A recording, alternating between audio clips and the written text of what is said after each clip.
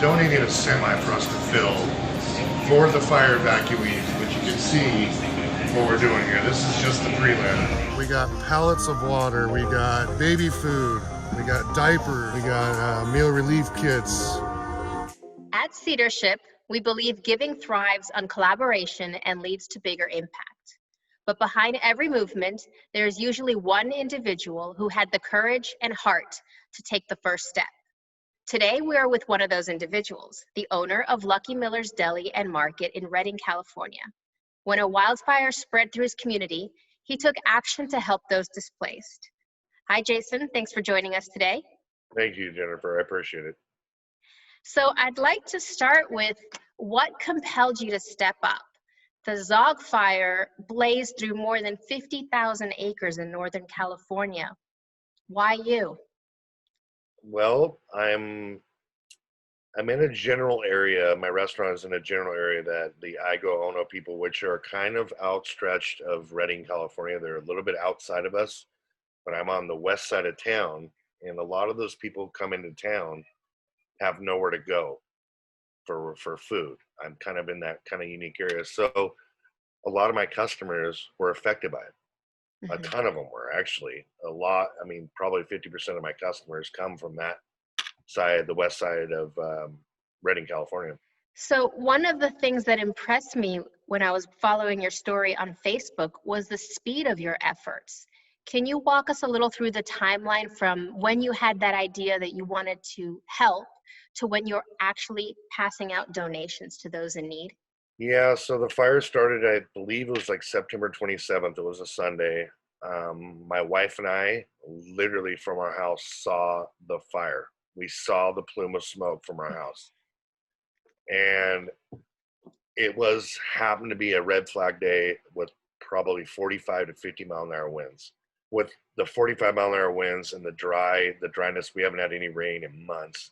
It literally blew up. You could see how fast from my end of it. I live in East Redding, looking west towards our mountains. You could see it, and it was I mean, unbelievable. It was awestruck because it went from a little plume to a massive plume within like 45 minutes to an hour.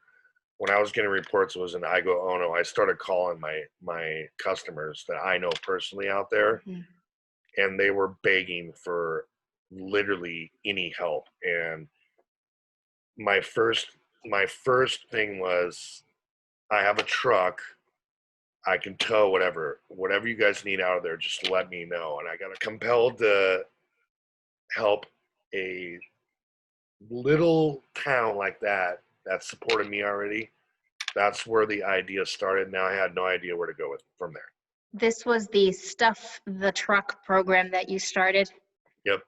Yeah, I instantly was like, well, fortunately my wife works at RLT, which is a local trucking company.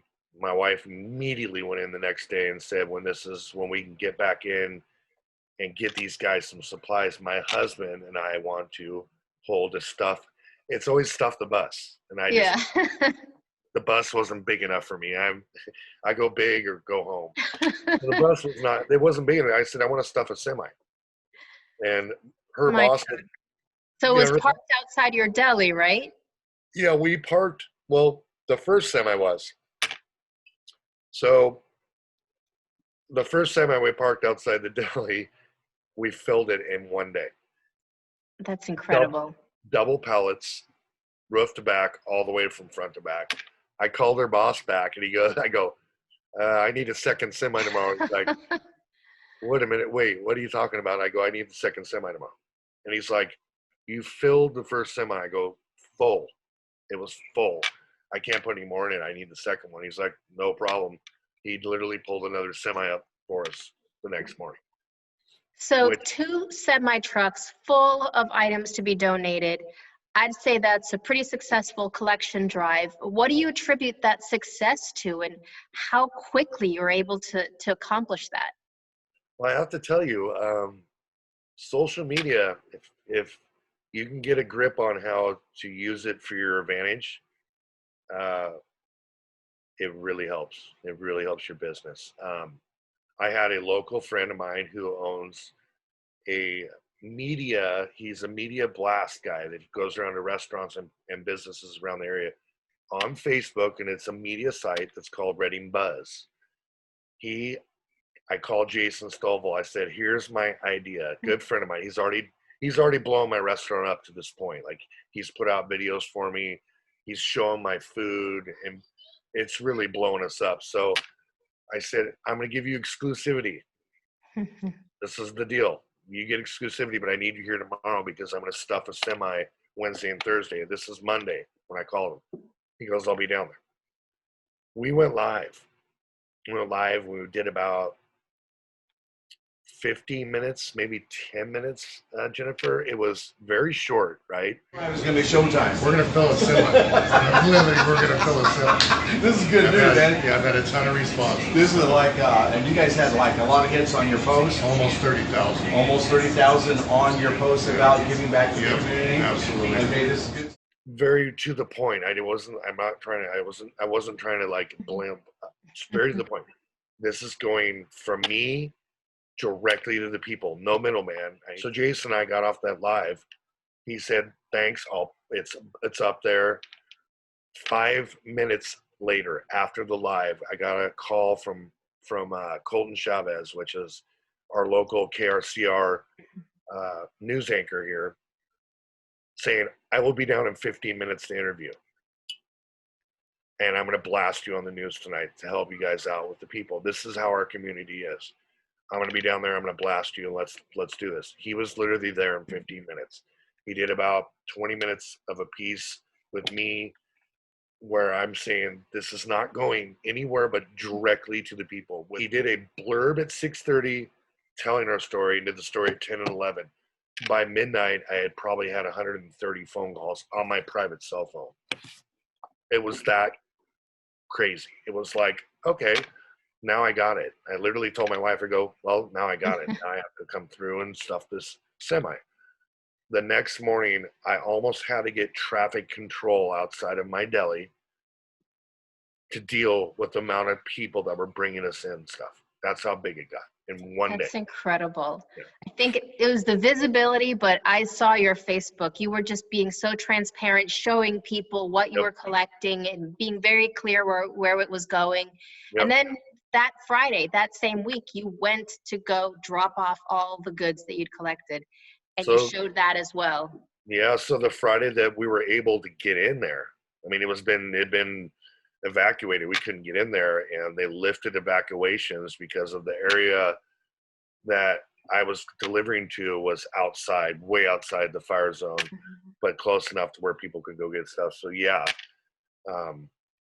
we were able to get in. So Wednesday, Thursday, I filled 2 semis and dropped it off on Friday. Now the funny part is I didn't tell the Ago Ono people that we were delivering. They knew we were getting 1 semi. Yeah. And I got to tell you, what really touched me was I pulled up with the first semi. Well, I pulled up with my truck full. And luckily, being in the restaurant, we've got people that really are willing to help out. So Fran's Bread, I went to my general manager that I buy my bread from and said, I'm doing a donation for Fran's. She would not stop loading my truck. I had to cut her off. I'm like, okay, we have enough. So when I pulled up first and dropped my tailgate, and I unloaded pallets of bread. Then the semi was about 20 minutes behind me. When I backed that semi in, there was not a dry eye in the parking lot. These were all evacuees that were volunteering to help me unload a semi.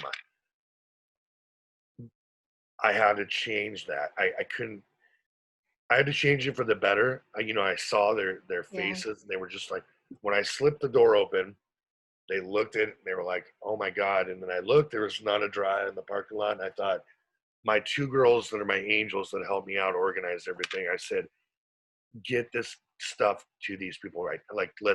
So we started tearing the pallets apart and started throwing stuff to people, like get them involved.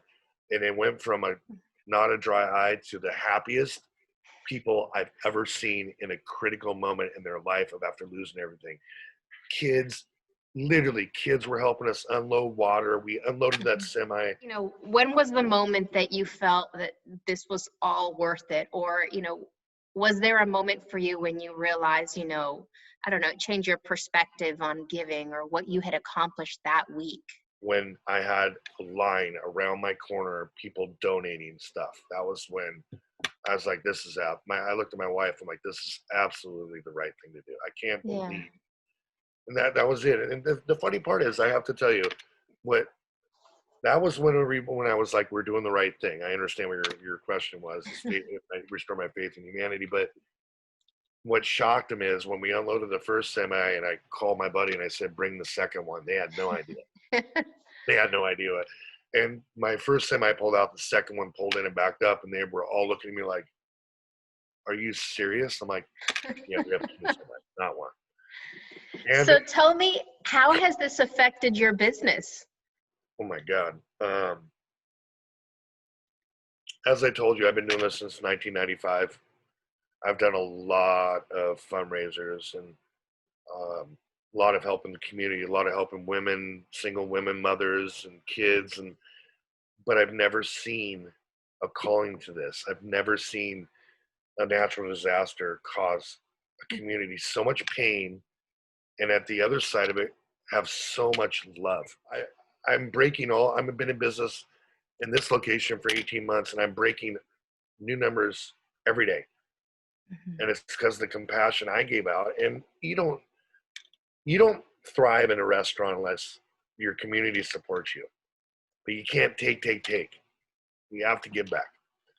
And I knew that I had a platform as a deli with all those customers to give back to the community. And I got to tell you, my business has flourished during COVID. It's flourishing. Like I can't keep up with the Facebook messages or text messages or calls into my deli still asking, where do we donate stuff? We have stuff to donate. So Yeah. what advice would you give to a small business owner who might see an opportunity or a need in their community, but they don't know if they can help or should help, or even where to start? What is your kind of call to action to them? I'll tell you, with social media right now, every owner of any business, not just a restaurant, every owner of any business has that one person. It takes one person to get the ball rolling. It was very easy for me to call my friend and go, hey, this is what he does. This is the avenue I want to go down. Let's try to get some things going. We all have that one person that's social media savvy. I'm pretty savvy myself, but my friend was way savvy and he pushed the ball forward. Go to those people and get it out there. Be the first guy. When there's a natural disaster, there's a fire, there's an earthquake, and there's this. Be the first one to step up and get it out there. So to be the first person to reach out to other people in your community that may have a larger pull than you do, and get a hold of those people and have them put it on their page. Social media is very powerful.